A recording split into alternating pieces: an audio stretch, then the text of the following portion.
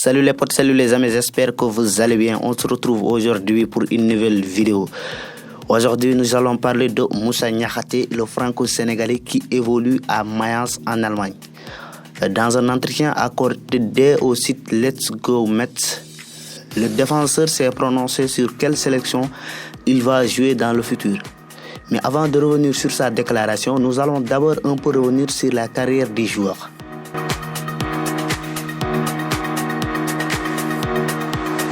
De parents d'origine sénégalaise, Moussa Niakhaté, lui, est né en France, à Roubaix, en 1996.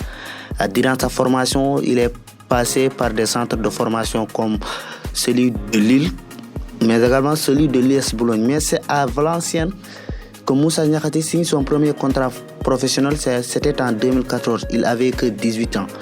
Après 3 saisons passées là-bas, il rejoint l'FC Metz en 2017. Une saison plus tard, après la relégation du FC Metz, Moussa Niakhaté, lui, tente l'aventure allemande. Il part en Allemagne et signe à Mayence. Et depuis 2018, il évolue dans le club allemand et est devenu même le capitaine. Depuis lors, il a disputé plus de 125 matchs et a marqué 7 buts. Étant jeune, Moussa Niakhaté a aussi évolué dans les équipes de jeunes de la France, comme les U18, les U20, mais également les espoirs. En 4 saisons en Allemagne, Moussa Niakhaté fait de très belles choses avec son club. Et aujourd'hui, avec ses performances de très grands clubs comme l'Atlético de Madrid, se positionne pour recruter le défenseur franco-sénégalais de 25 ans. Et à cet âge, la question sur sa future sélection se pose naturellement. Il a tenu à y répondre.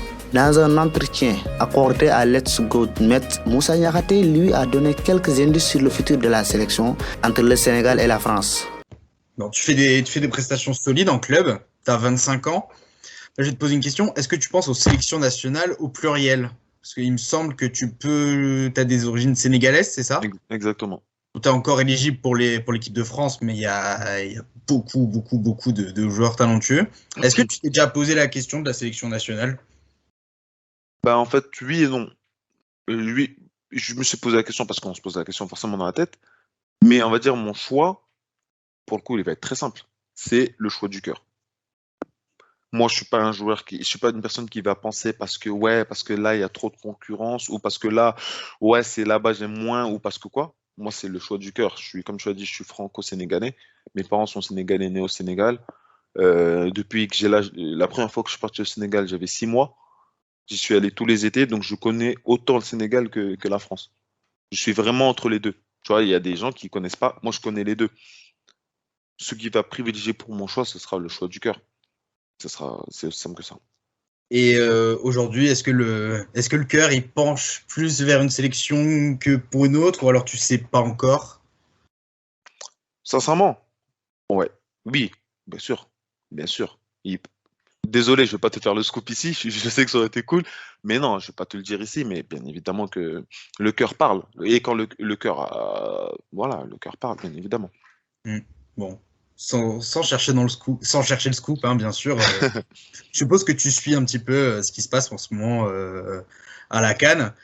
Tu regardes tous les matchs du Sénégal, tous les matchs de la compétition? Ouais, j'essaie de regarder le maximum de matchs de la compète. Du match du Sénégal, bien évidemment, je regarde tous, mais la compète en elle-même, je regarde tous les matchs. Ouais. Mais sur certains matchs de la CAN, on a vu des choses assez invraisemblables. Les Comores n'ont pas eu leur dérogation pour Ali Hamada. Ils ont dû jouer avec un défenseur dans les buts. C'est difficile pour l'image d'une compétition de voir ce genre de choses. On a l'impression que c'est presque, sans aller dans les accusations, que c'est presque faussé de la part du pays organisateur, quoi. C'est vrai que malheureusement, depuis que le début de cette compétition, il s'est passé beaucoup de choses rocambolesques et qui entachent l'image du football africain. Ça c'est une certitude. Voilà, il s'est passé des choses. Voilà, l'arrêt du match à la 85e. Voilà, c'est vrai.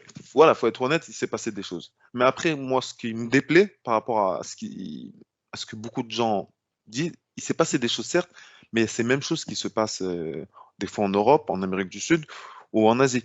Sauf qu'on va moins en parler parce que parce que l'Afrique, c'est comme s'il y a toujours une tendance plus facile à taper dessus, à se moquer. Je te dis ça assez aisément parce que j'en parlais hier avec des amis justement par téléphone. il y a 3 jours, je ne sais pas si tu le sais, mais il y a au Brésil, durant un match au Brésil, je crois que c'est le championnat brésilien, il y a un supporter qui est venu sur la pelouse qui a tenté de poignarder un joueur. J'ai dit ça à mes amis, ils n'étaient pas au courant. Ah, ben, j'étais pas au courant. Je dis, ouais, mais le problème, c'est que si c'était passé de genre à la Coupe d'Afrique ou en Afrique, tu l'aurais vu, les railleries, ils seraient, ah, qu'est-ce qui se passe? C'est ça, en fait, qui est un peu aussi problématique et que c'est un peu deux poids, deux mesures. Il y a aussi des choses. La France, ils avaient déjà joué un match où il n'y avait pas le bon hymne national, ça n'en parlait pas autant. Il y a 2 mois, tirage au sort de la Ligue des Champions, on sait tout ce qui s'est passé. Ouais. Donc, même, tu vois, mais aujourd'hui, c'est même ça, on l'oublie déjà de la compétition. On pense juste, ah, il y a PSG Real, il y a si. Mais toi-même, tu sais que si c'est arrivé à la Coupe d'Afrique, là, pour les 8e, maintenant, il y a un tirage au sort et il y a encore un truc comme ça qui se passe. Donc, en fait, ça entache, parce qu'il y a des erreurs qui ont été faites et qu'il ne faut pas reproduire, parce que ça entache réellement l'image du football africain. Mais de là à en faire tout un plat et faire comme si autre part il n'y avait jamais d'erreur, c'est ça qui est pour moi pas juste. C'est sa déclaration qu'il a répondue aux journalistes français. Ça montre clairement que Moussa Niakhaté a une idée dans la tête qu'il peut jouer pour le Sénégal. Il dit que je regarde les matchs du Sénégal, je suis sénégalais. Tous les étés, je suis au Sénégal. Ça montre que c'est un Sénégalais à part entière. Espérons qu'il rejoindra les Lions au bénéfice de tous les Sénégalais. Et on s'arrête là sur ce sujet. On se retrouve à la prochaine fois pour une autre vidéo sur Footsen.